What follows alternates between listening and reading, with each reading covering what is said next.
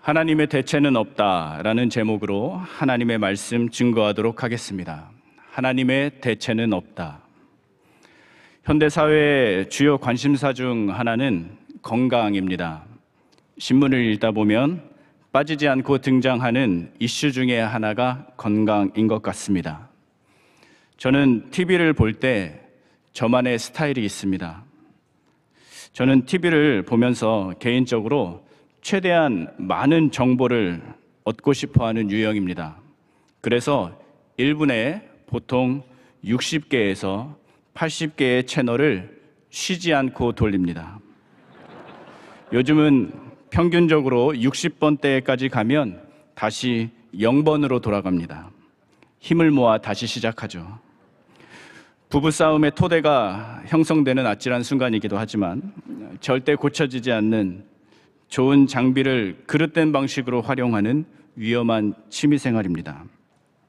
TV 채널을 돌리다 보면 건강식품을 파는 장면을 쉽게 볼 수 있고요. 그만큼 우리에게 건강이란 참 중요한 과제인 것 같습니다. 모든 에너지가 부족함 없이 결핍 없이 충분하다는 것은 참 감사한 일입니다. 새벽을 깨우신 사랑하는 성도님들께도 건강에 결핍 없이 늘 영육간에 강건함이 있기를 축복합니다. 우리들의 인생에서 꼭 필요한 무언가가 부족하거나 전혀 없다라는 것은 자칫 우리의 인생을 송두리째 앗아갈 수 있다는 것을 의미합니다. 그래서 우리는 그 결핍이라는 것을 쉽게 간과할 수 없습니다.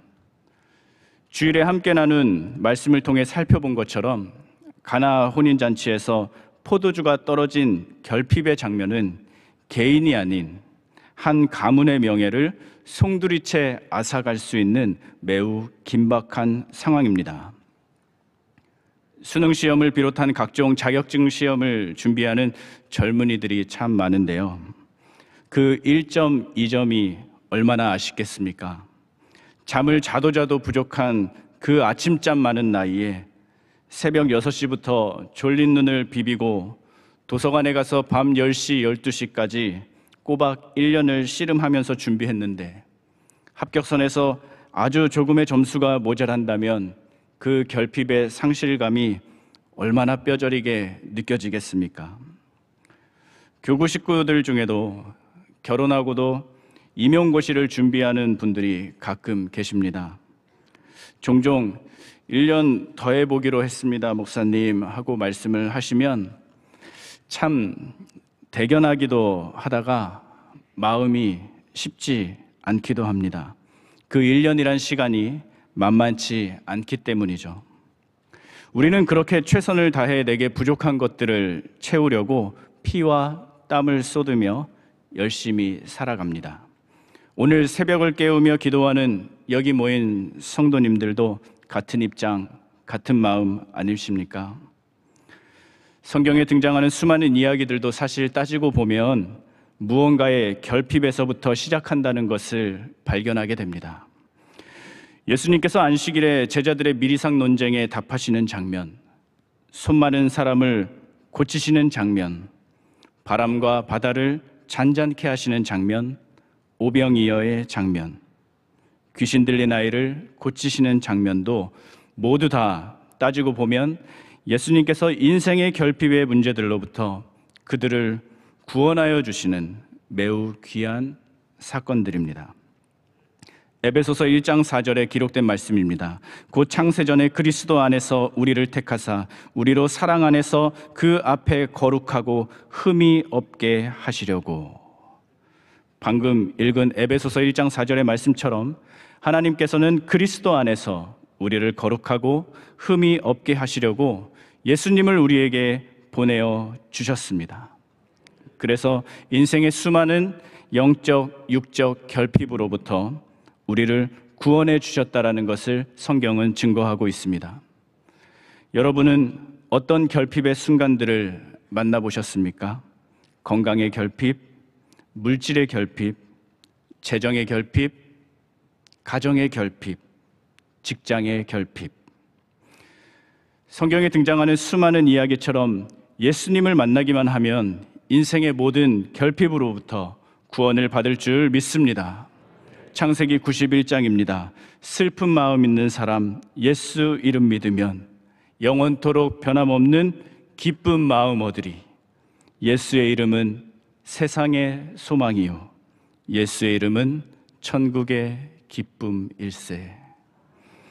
인생의 결핍으로 슬픈 마음이 있는 사람 누구라도 예수님으로 인해 기쁜 마음을 얻고 모든 문제로부터 다 회복될 줄로 믿습니다. 구약 성경을 읽어보면 모세는 이스라엘 백성에게 자손 대대로 절기를 잘 지키라고 권면했습니다. 무교절에 해당하는 말씀인데요. 유교병을 먹지 못하도록 하는 이스라엘의 전통의 이유는 애굽에서 급히 나오느라고 누룩 섞은 반죽이 부풀어 오를 때까지 기다릴 겨를이 없어서 그 긴박한 때를 잊지 않고 기념하기 위해서 그 무교절에 우리는 유교병을 먹지 말자고 말합니다. 아무것도 의지할 것 없는 인생의 절체절명의 결핍의 순간에서 여호와께서 그 손의 권능으로 너희를 그곳에서 인도해 내셨다라는 그 모세의 메시지를 기억하는 것입니다. 무시무시한 애굽의 군대로부터 민족이 몰살될 수 있었던 그 결핍을 하나님의 권능의 오른손으로 구원으로 역사하셨다라는 것을 가슴에 새기고 또 새기라는 것입니다. 결핍의 순간을 결핍의 음식으로 기억하며 살아가는 인생의 참 지혜입니다. 나 혼자만이 아닌 자손 대대로 명심하라는 것이죠. 결핍은 곧 하나님의 능력과 곧장 연결된다는 것을요. 바울도 에베소 공동체를 향하여 동일한 복음을 선포합니다. 에베소서 1장 22절 23절을 우리 함께 찾아서 읽어보기 원합니다. 에베소서 1장 22절로 23절입니다.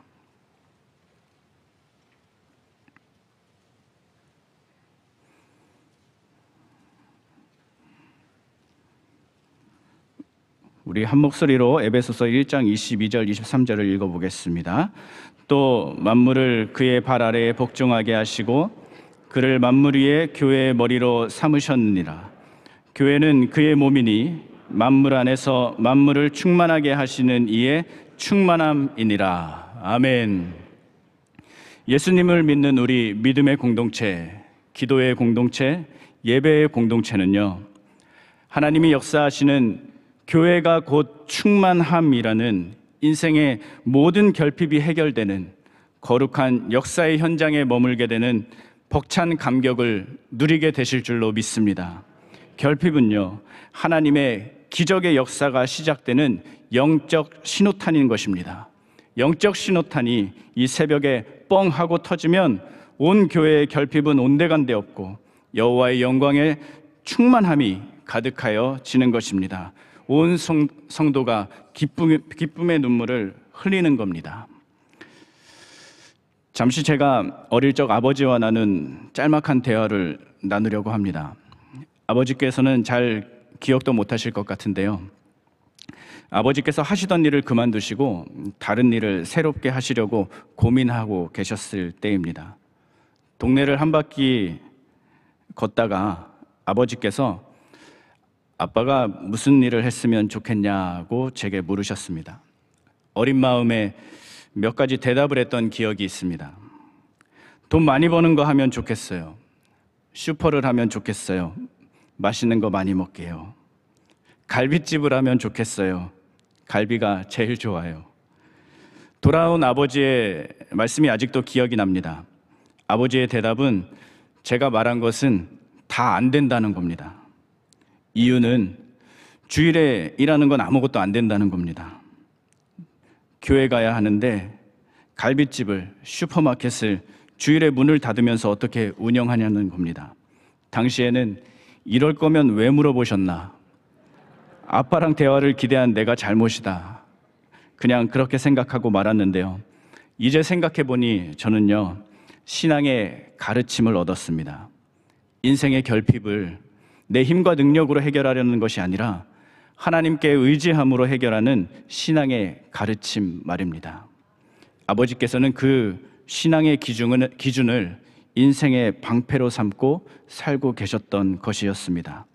사랑하는 성도 여러분, 우리들도 비록 제한된 삶을 살게 된다 할지라도 인생의 결핍은 하나님께 맡기고 주님만을 의지하라는 신앙의 유전을 우리들의 가정과 교회 공동체 가운데 남겨주시기를 바랍니다. 이스라엘 백성들은 다윗과 솔로몬 시대에 하나님의 큰 은혜의 때를 누렸습니다. 그런데 솔로몬이 죽고 난 다음에 남유다와 북이스라엘로 민족이 갈라지는 뼈아픈 현실을 만나게 됩니다.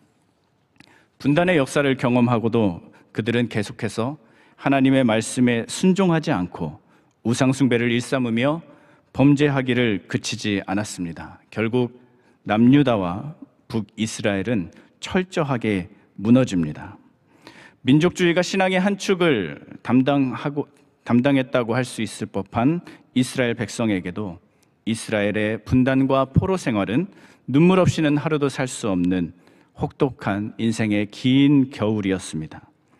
구약 성경에 우리가 잘 아는 다니엘이라는 인물이 있습니다. 우리 마지막으로 한 곳만 더 찾아서 읽기를 원합니다. 다니엘 9장 14절로 17절입니다. 다니엘 9장 14절로 17절.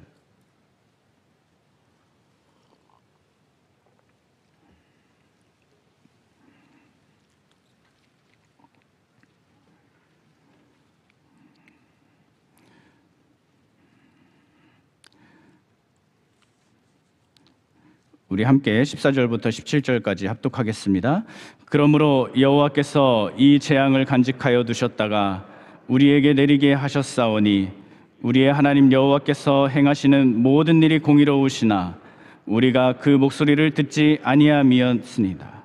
강한 손으로 주의 백성을 애굽 땅에서 인도하여 내시고 오늘과 같이 명성을 얻으신 우리 주 하나님이여 우리는 범죄하였고 악을 행하였나이다. 주여 구하옵나니 주는 주의 공의를 따라 주의 분노를 주의 성 예루살렘 주의 거룩한 산에서 떠나게 하옵소서. 이는 우리의 죄와 우리 조상의 죄악으로 말미암아 예루살렘과 주의 백성이 사면에 있는 자들에게 수치를 당함이니이다. 그러하온즉 우리 하나님이여 지금 주의 종의 기도와 간구를 들으시고 주를 위하여 주의 얼굴빛을 주의 황폐한 성소에 비추시옵소서. 아멘. 다니엘의 기도는 방금 우리가 읽었던 다니엘서 9장에 기록되어져 있는 내용입니다. 다니엘서 1장에 보면 이런 내용이 있습니다. 제가 읽어드리겠습니다. 1장 6절에 그들 가운데 유다 자손 곧 다니엘과 하나냐와 미사엘과 아사랴가 있었더니 환관장이 그들의 이름을 고쳐 다니엘은 벨드사살이라 하고 하나냐는 사드락이라 하고 미사엘은 메삭이라 하고 아사랴는 아벳느고라 하였더라. 그 누구도 예루살렘의 영적 회복과 부흥을 간절히 바라던 다니엘은 단순히 자신의 꿈이 무너지는 것을 넘어서 자신의 이름이 하나님의 이름을 높이는 데 쓰임받기는커녕 바벨론의 우상인 벨을 높이는 벨드사살이라는 이름으로 계명을 당하게 됩니다. 열심히 살면 살수록 자신의 결핍이 채워지기는커녕 우상인 벨을 높이게 되는 다니엘의 인생이 너무도 허망하고 처참하지 않습니까? 그런 다니엘은 하나님께 어떤 믿음의 기도를 드렸을까요? 방금 저희가 읽었던 본문입니다. 하나님, 우리 이스라엘이 지금 수치를 당하고 있는데 예루살렘이 폐허가 된다고 할지라도 주께서 얼굴빛을 비추시면 주님의 황폐한 성소가 회복될 줄로 믿습니다. 하나님, 지금은 우리 가정이 수치를 당하고 있는데 여러 가지 결핍으로 고난 중에 있다 할지라도 하나님이 함께 하신다면, 주님의 임재가 있다면 모든 문제로부터 온전히 회복되어서 건강한 가정, 건강한 공동체가 될 줄로 믿습니다. 다니엘은 지금 자신이 해결할 수 없는 결핍을 고백하며 하나님께 간구합니다. 이 기도의 끝에서 다니엘서가 어떻게 맞춰지는 줄 아십니까, 여러분? 제가 읽어드리겠습니다. 다니엘 12장 4절에 다니엘아, 마지막 때까지 이 말을 간수하고 이 글을 봉함하라. 많은 사람이 빨리 왕래하며 지식이 더하리라. 12장 4절의 포인트는 다니엘아입니다. 하나님은 결핍의 대명사 다니엘의 인생에 찾아오셔서 그를 벨드사살이 아닌 다니엘이라고 불러주십니다. 다니엘아, 다니엘아. 너무너무 감동적이지 않습니까? 다니엘이 자신의 힘으로 결핍을 해결하려고 했다면 그는 벨드사살로서의 인생의 한계를 벗어나지 못했을 것입니다. 그러나 하나님께 눈물로 기도하고 애통하고 자복하였더니 하나님께서 그 누구도 기억해 주지 못했던 벨드사살이 아닌 그의 진짜 이름 다니엘을 불러주시며 회복을 약속하셨던 것입니다. 우리의 인생이 하는 것마다 뜻대로 되지 않고 나는 다니엘로 살고 싶은데 벨드사살의 인생이 되어버린 것 같으신 분이 계십니까? 하나님은 우리를 지으신 처음의 모습을 기억해 주시고 태초의 복을 회복시켜 주실 줄로 믿습니다. 한 가지만 말씀드리고 말씀을 정리하도록 하겠습니다.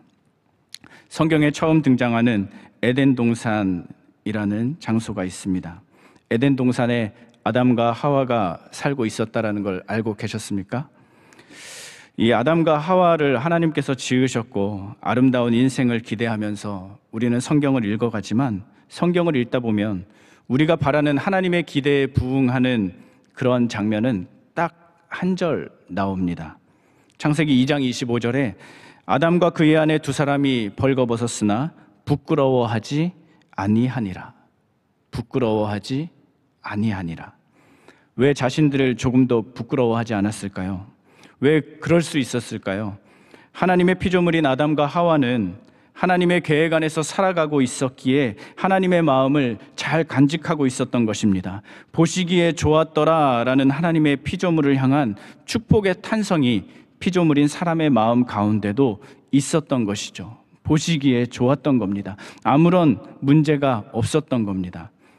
하나님의 뜻 가운데 있는 사람은 그러한 가정은, 그러한 직장은 하나님의 피로 사신 주님의 몸된 교회 가운데 있는 사람은 서로를 볼 때 아무런 문제가 없는 창조의 섭리를 간직하고 있는 존재들입니다. 서로를 향하여 보시기에 좋았더라라고 말씀하시는 하나님의 음성이 잘 전해지는 가정과 직장과 교회가 되기를 축복합니다. 창세기 2장까지만 해도 상대방을 판단하고 비난하는 대목은 어디에도 찾아볼 수 없습니다. 그러나 창세기 3장에 뱀이 등장하면서 비극의 서곡이 흘러나오기 시작합니다. 선악을 알게 하는 나무의 열매를 먹어버린 아담은 하나님이 선물로 주신 하와를 비난합니다. 또 하나님의 심판 앞에서 하와도 속절없이 뱀에게 모든 죄를 전가합니다. 자신들의 결핍을 채워서 하나님을 대신하려고 했던 아담과 하와는 결국 넘어지고 말았습니다. 가인이 아벨을 돌로 쳐서 죽였던 것처럼 내가 판단의 기준이 되어 내 마음에 들지 않으면 내가 심판자가 되어 응징하는 죄악의 양태는 조금도 나타나지 않습니다. 가인이 아벨을 쳐서 돌을 들었던 해악의 모습들은 예수님이 이 땅에 오셔서야 종결됩니다. 예수님께서 유다의 군대에 잡히실 때 베드로에게 의미 있는 메시지를 선포하십니다. 요한복음 18장에 이렇게 기록되어 있습니다. 잘 들어보십시오. 예수께서 베드로에게 이르시되 칼을 칼집에 꽂으라. 아버지께서 주신 잔을 내가 마시지 아니하겠느냐 하시니라. 나의 기준으로 판단하고 심판하는 시대가 창세기에서 비롯하여 예수님이 잡히시던 시대까지 지속되었던 것입니다. 이제 그 칼을 칼집에 꽂으라고 하십니다. 가인이 들었던 살인의 돌이 이제서야 칼집으로 들어갑니다. 예수님은 아버지께서 주신 잔을 내가 마시지 아니하겠느냐 말씀하십니다. 주님이 잔치를 베푸셨던 것처럼 하나님께서 구원의 역사를 베풀고 계신 것입니다. 말씀을 정리합니다. 주일에 함께 나누었던 말씀처럼 만약에 예수님의 능력이 아닌 사람의 능력으로 포도주를 급히 다른 것으로 대체하고자 했다면 그 짧은 시간에 좋은 포도주로 잔치를 이어갈 수 있었을까요? 좋은 포도주를 나누며 하나님의 은혜의 때를 경험할 수 있었을까요? 오늘 우리가 함께 읽었던 시편 102편의 말씀처럼 무너진 성벽을 바라보아야만 하는 인생의 결핍의 순간에 기도하는 자에게 역사하시는 기적의 은혜를 맛볼 줄로 믿습니다. 내가 나의 결핍을 채우려고 하면 그저 넘어집니다. 우리의 결핍은 하나님만이 채우실 수 있습니다. 다양한 결핍의 하루를 살아가는 연약한 삶의 자리가 하나님의 기적의 은혜를 누리는 삶의 자리가 되시기를 축복합니다.